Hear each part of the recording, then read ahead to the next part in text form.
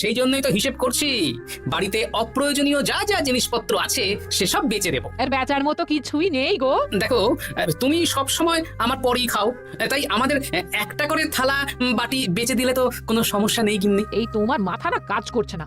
যাও বাইরে ঘুরে এসো, পারলে বাজার থেকে ধার করে হলেও একটু চাল নিয়ে এসো। দেখি যদি কোনো সহৃদয় ব্যক্তি চাল দেয়। না গোপাল দাদা, বাজারের অবস্থা খুব খারাপ, আর আমি ধারে বিক্রি করছি না। আরে আমি কোনোদিন তোমার একানো বাকি রেখেছি বলো? আমি বুঝতে পারছি গোপাল দাদা, কিন্তু আমিও নিরুপায়। গত মাসের বেতন এখনো পাইনি। মহারাজ অনির্দিষ্ট কালের জন্য রাজসভা বন্ধ রেখেছেন। বিশ্বাস করো, বেতন পেলেই তোমার ধার আমি মিটিয়ে দেবো। এই সপ্তাহ খানেক আগে একই কথা বলে সেনাপতি ধারে 25 কেজি চাল নিয়ে গেছেন। এখন ওনার কোনোই পাত্তা নেই। কি যে করি, কাছের বন্ধু বলতে বিজ্ঞানী আর সভাকবি। দেখি ওদের বাড়িতে একবার ঢুঁ মেরে।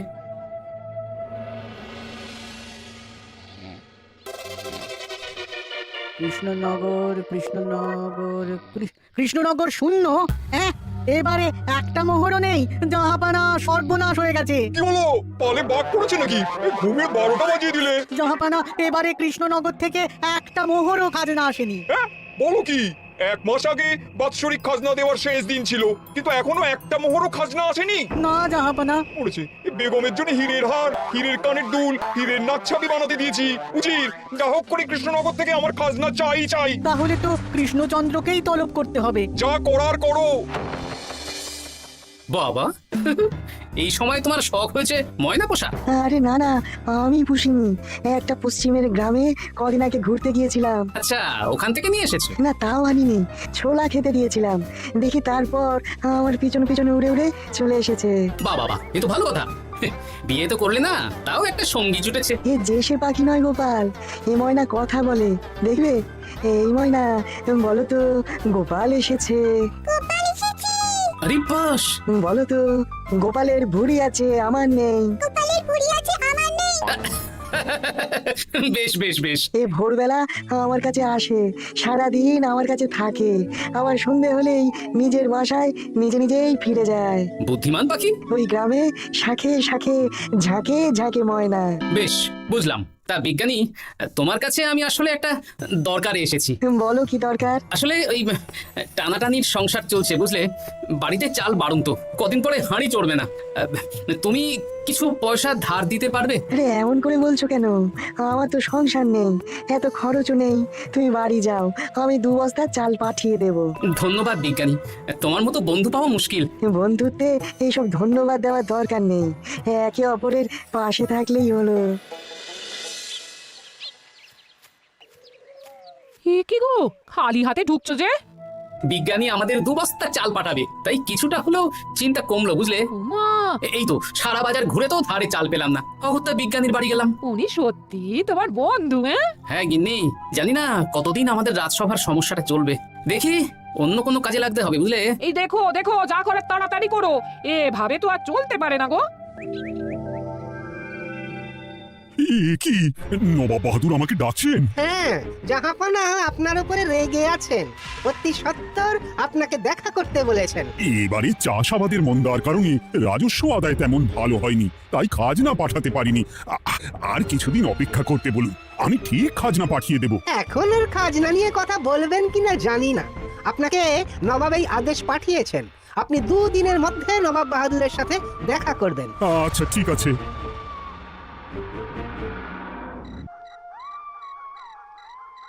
মহারাজ, এই বিপদের সময় আপনাকে একমাত্র একজনই সাহায্য করতে পারে, আর সে হলো গোপাল। আমি কোন মুখে গোপালকে ডাকবো বলো তো রানী?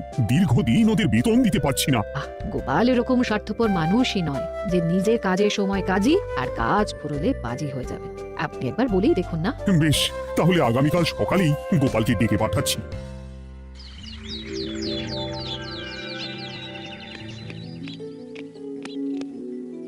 আসতে পারি মহারাজ? হ্যাঁ গোপাল, এসো এসো। মহারাজ, আমাকে হঠাৎ ডেকে পাঠালেন যে? শোনো, নবাব বাহাদুর বলেছেন ওখানে যেতে হবে, কারণ এবারে কৃষ্ণনগর থেকে কোনো খাজনা পৌঁছয়নি। মহারাজ, আপনি গেলেও বিপদ, না গেলেও বিপদ। হ্যাঁ, সেটাই তো আমাকে সবচেয়ে বেশি ভাবাচ্ছে, কিন্তু না গেলেই যে নয়। তাহলে এক কাজ করি মহারাজ, আমিও বরং আপনার সাথে যাই। যা বিপদ আসবে একসাথে লড়বো। ও গোপাল, তুমি যেন আমার বুক থেকে পাথর নামিয়ে দিলে। তোমাকে যে কি বলে ধন্যবাদ জানাবো। তাহলে কখন বেরোবেন বলুন? আজকে সন্ধ্যের দিকে বেরিয়ে পড়বো, তাহলে কাল সকাল সকাল মুর্শিদাবাদ পৌঁছে যাব। আর কতদিন থাকতে হবে তো কিছুই জানি না, তাহলে ওই 3-4টে জামা কাপড় ধুতি নিয়ে নেব, কি বলেন? হ্যাঁ হ্যাঁ, তাই নিও। তাহলে সন্ধ্যাবেলা রাজবাড়িতে এসো, একসাথেই বেরিয়ে পড়বো। আচ্ছা মহারাজ। বলি তোমার কি মুর্শিদাবাদে না গেলি নয় গো? আমাকে তো যেতেই হবে গিন্নি। জানি নবাব বাহাদুর কিভাবে ছক করে কল করে, তুমি সাবধানে থেকো গো। দেখো, আমি যখন যাচ্ছি তখন নবাব বাহাদুরকে এবার সাবধানে থাকতে হবে। হ্যাঁ, ঠিক আছে, মাথা ঠান্ডা রাখবে, বেশি ওস্তাদি করতে যাবে না। এমনিতেই আমাদের অবস্থা এখন ভালো নয়। আরে তুমি অতিরিক্ত চিন্তা করো না তো গিন্নি। জাহাপানা, গয়নাগুলো কবে আসবে? এখনো 2-3 দিন সময় লাগবে বেগম। এত সময় লাগছে কেন জাহাপানা? দেশের কোণে কোণে খুঁজে সেরা সেরা হিরে দিয়ে বানানো হচ্ছে, যে সময় তো লাগবেই বেগম। তাহলে তো অনেক খরচ হচ্ছে। তাও হচ্ছে বটে, কিন্তু তোমার জন্য আমি সব করতে পারি। আমাদের মুর্শিদাবাদের হীরালালের হাতের কাজ দেশের সেরা।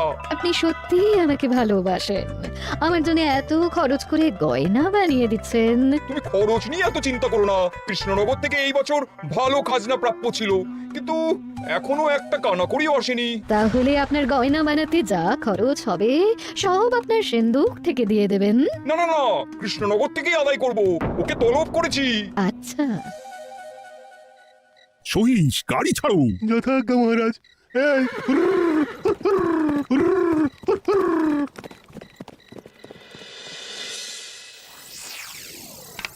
এত রাতে আবার কে এলো রে বাবা? খুলছি।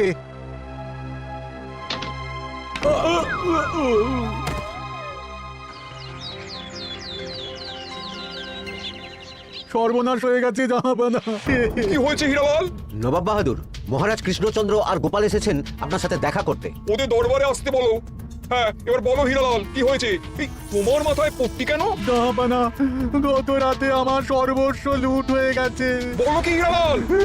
তোমার কাছেই তো বেগমের হীরের সব গয়নাকাটি বানাতে দিয়েছিলাম। হ্যাঁ জাহাপানা, সব গেছে। আমার মাথায় মেরে সব লুট করে নিয়ে গেছে। এবার আমি কি করব জাহাপানা? বেগম সাহেবা, আপনার গয়না যে হীরালাল শেখরার কাছে জাহাপানা বানাতে দিয়েছিলেন, ওনার সব লুট হয়ে গেছে। মানে? আমি এক্ষুনি নিজের কানে শুনে এলাম, এখন হীরালাল শেখরা এসেছে। আমি এক্ষুনি যাচ্ছি।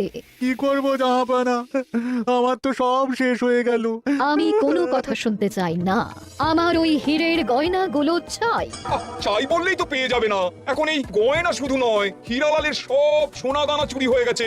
সেগুলো খুঁজে পেতে হবে। বিগত কয়েক বছর আমার মুর্শিদাবাদে কোনো চুরি ডাকাতি হয়নি। প্রত্যেকটা গ্রামবাসী সুখে শান্তিতে আছে। বাইরের কোনো শত্রু আসারও সুযোগ নেই।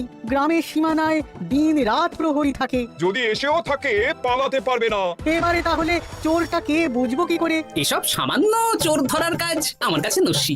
জাহাপনা, আপনি যদি কৃষ্ণনগরের এবছরের খাজনা মকুব করে দেন, তাহলে আমি চোর ধরার ক্ষেত্রে সাহায্য করতে পারি। ঠিক আছে কৃষ্ণচন্দ্র, তোমার এই গোপাল যদি চোর ধরে দিতে পারে, তাহলে এবছরের খাজনা মুকুব। আগে আমি ওই শেখরার সাথে একান্তে কিছু কথা বলতে চাই। বেশ, প্রহরী, তুমি গোপাল আর শেখরাকে একটা ঘরে নিয়ে যাও। আসুন। এবার আপনি চুরির ঘটনাটা বলুন। চুরি না, ডাকাতি। সে যাই হোক, বলুন। গতকাল রাতে, তারপর সকালে জ্ঞান ফিরে ঘরে গিয়ে দেখি সব ফাঁকা। আমার ঘরের সাথেই লাগোয়া দোকান। আচ্ছা, দেখুন, আমি আপনার কথা শুনে আর একটু আগের যা আলোচনা শুনলাম, তার থেকে মনে হচ্ছে এই চোর স্থানীয় চোর। কি করে বুঝলেন? কারণ বাইরের চোর হলে তো এত নিখুঁত কাজ করা সম্ভব নয়। চোর নিশ্চয়ই আপনাকে ব্যক্তিগতভাবে চেনে। হ্যাঁ, এবার মশাই আপনি বলুন তো, আপনার কোনো শত্রু আছে? না, শত্রু নেই তেমন। আমার সাথে কারো সম্পর্ক খারাপ নেই। আর আমাদের পাড়ায় সবাই ব্যবসায়ী, সবাই সম্ভ্রান্ত লোকজন। বেশ, তাহলে সব ব্যবসায়ীদেরকেই রাখতে হবে। আমি নবাব বাহাদুরকে বলে দিচ্ছি, আপনি এখন আসুন। নবাব বাহাদুর, আপনি ওই গ্রামের সকল ব্যবসায়ীদের আপনার মহলে ডাকার ব্যবস্থা করুন। সবাই কিন্তু বেশ সম্ভ্রান্ত ব্যবসায়ী। সে হোক না, ওই গ্রামে তো সবাই ব্যবসায়ী, আর বাইরের কোনো লোক গ্রামে ঢোকেনি বা বাইরেও যায়নি। তাই যদি কেউ চোর থেকে থাকে, তাহলে ওই ব্যবসায়ীদের মধ্যেই আছে। বেশ, আমি সবাইকে আমার মহলে নিয়ে আসার ব্যবস্থা করছি। আর একটা ফাঁকা বড় ঘর চাই, যেখানে চোর ধরার পরীক্ষা হবে। আর সেই ঘরে আমাদের কৃষ্ণনগরের ঘোড়া চোর ধরবে। হ্যাঁ, ঘোড়া চোর ধরবে? হ্যাঁ, যে ঘোড়ার গাড়িতে আমরা এসেছি সেই ঘোড়া। যদি চোর না ধরতে পারো তাহলে পুরো খাজনা তো গায়ের জোরে নেব, সাথে সাথে কৃষ্ণনগরটাও কেড়ে নেবো। আমার উপর একটু ভরসা রাখুন নবাব বাহাদুর, আর যা বললাম করুন। বেশ। শুনুন, এই ঘরে আমার এক প্রিয় ঘোড়া আছে, আর সামনে একটা বালতিতে ছোলা সেদ্ধ রাখা আছে। আপনারা সকল ব্যবসায়ীগণ একে একে যাবেন, দরজা ভিতর থেকে বন্ধ করবেন, আর ঘোড়াকে এক মুঠো করে ছোলা খাইয়ে ফিরে আসবেন। তারপর কি বাড়ি চলে যাব? না, সবার ছোলা খাওয়ানো হয়ে গেলে আমি ঘোড়ার কাছে যাব, আর ঘোড়া কানে কানে আমাকে বলে দেবে কে চোর। তাহলে আর দেরি কেন, সবাই একে একে যাও।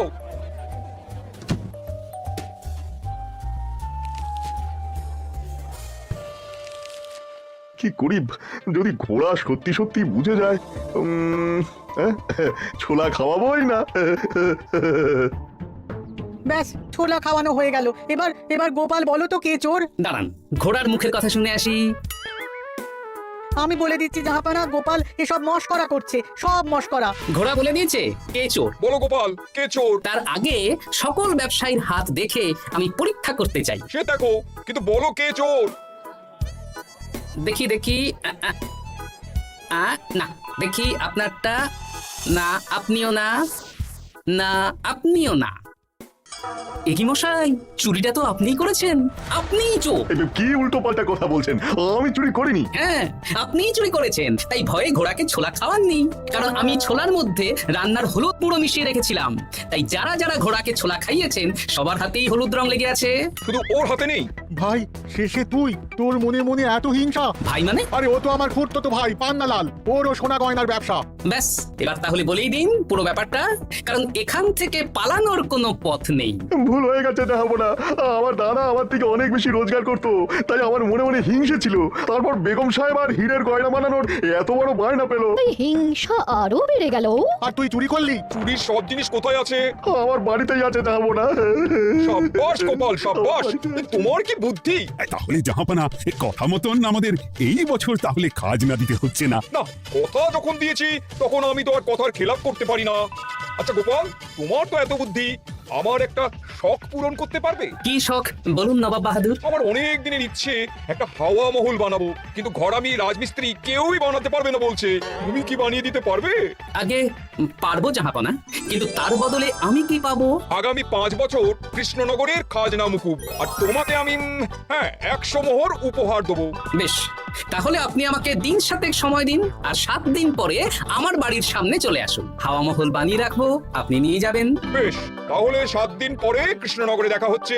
যদি না বানাতে পারো তাহলে কিন্তু আগামী 5 বছর কৃষ্ণনগরকে দ্বিগুণ খাজনা দিতে হবে, এই আমি বলে দিলাম। বেশ, রাজি? বেশ, তো বড় মুখ করে বলে দিলে হাওয়া মহল বানাবে। রাজি রাজি। এবার যদি না বানাতে পারো, সব তো উল্টে যাবে। আপনি চিন্তা করবেন না মহারাজ, নবাব বাহাদুর আমাকে প্যাচে ফেলতে চেয়েছেন, তাই আমিও ওনাকে ঘোর প্যাচ দেব।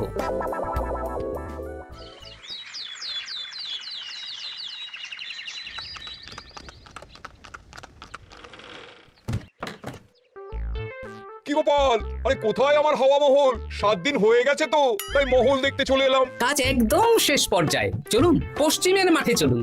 গিনি, তুমি মহারাজকে খবর দাও আর বলো পশ্চিমের মাঠে চলে আসতে। আরে তাড়াতাড়ি কর, তাড়াতাড়ি কর। ওই দেখুন, আপনার হাওয়া মহল তৈরি হয়ে গেছে। কই? উপরে দেখুন। ওরে, নবাবের হাওয়া মহল বলে কথা, ইট কথা হয়ে গেছে। এবার রং কর, রং কর। হাওয়া মহল রং করছি তো, এত তাড়া দিস না। আরে তাড়াতাড়ি কর, তাড়াতাড়ি কর। আরে এসব আবার কি? হ্যাঁ, ময়না পাখি হাওয়া মহল তৈরি করছে? হ্যাঁ, হাওয়া মহল তো এই হাওয়াতেই তৈরি হচ্ছে। হাওয়া তো আর চোখে দেখা যায় না, আমি তৈরি করিয়ে দিয়েছি। এবার জাহাপানা আপনি নিয়ে যান। হয়ে গেল, এবারেও গোপাল দাও মেরে দিল। মানে আমি কি করে?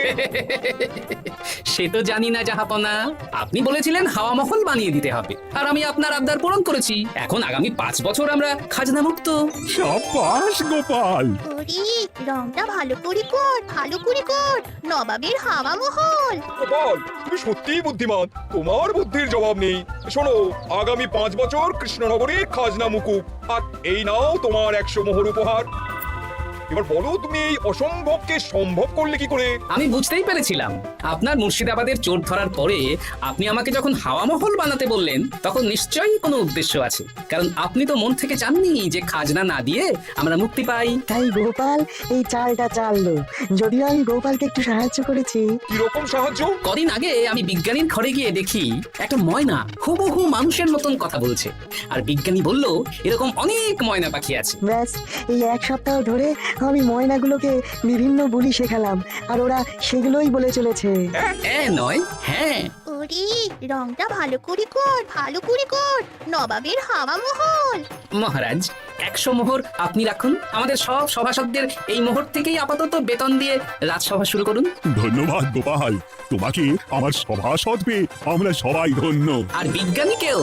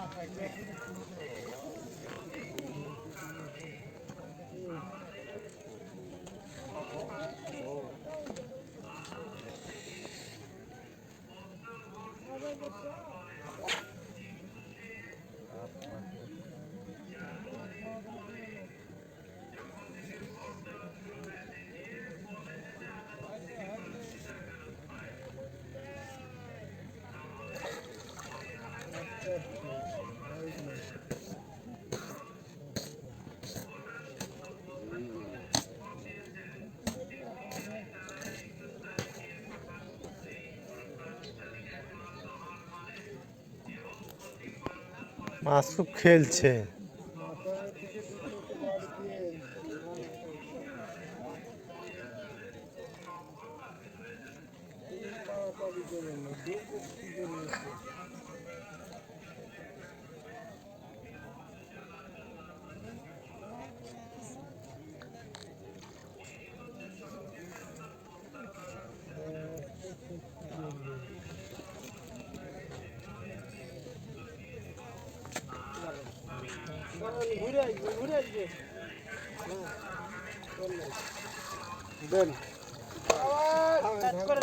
বাহাদুর নতুন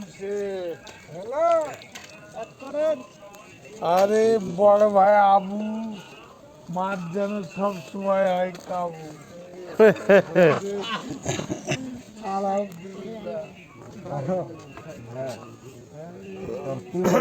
মন খারাপ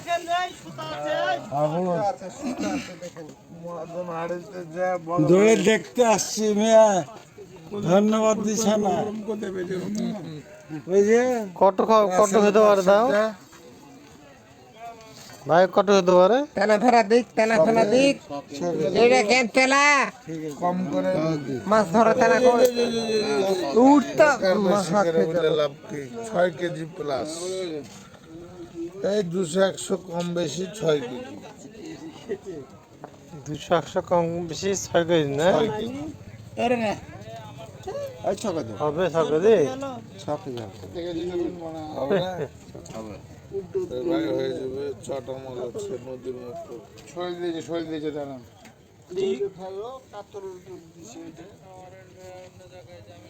বাহাদুর দাদু খালি ধরেন আর বাহাদুরি শুভেচ্ছা চালিয়ে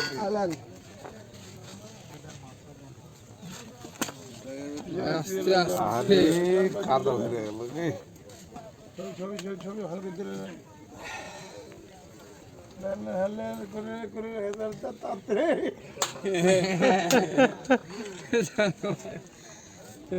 খুব হারামি একটা দেখতে ছবি তুলতে একটা ছবি ঘুরুন তো ঘুরুন আবু ভাইছো